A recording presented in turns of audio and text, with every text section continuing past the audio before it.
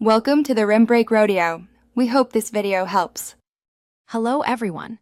In this video, I will explain how to replace an alternator using an easy method.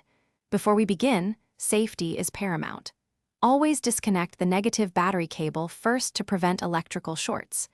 You'll need a basic set of hand tools, including a ratchet, various sockets, and a specialized serpentine belt tool. Make sure your engine has completely cooled down for at least 30 minutes to avoid burns. This preparation ensures a smooth and safe repair process. Now let's tackle the serpentine belt. First, locate the belt tensioner pulley. It's usually spring-loaded.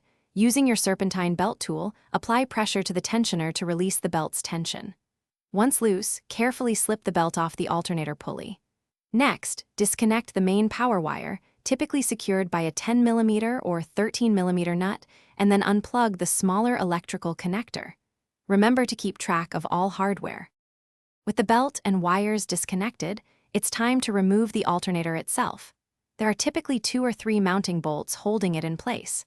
Use the appropriate socket and ratchet to remove these bolts. Pay close attention to any brackets or spacers, noting their orientation for when you reinstall.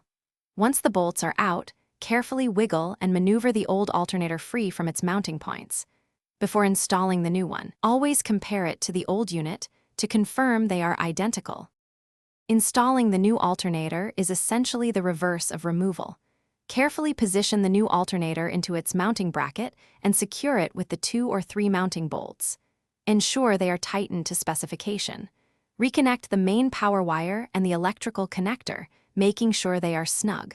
Route the serpentine belt correctly around all the pulleys, then release the tensioner. Finally, reconnect the negative battery cable and start your engine to confirm the new alternator is charging properly. Thanks for watching. Consider subscribing if we helped you.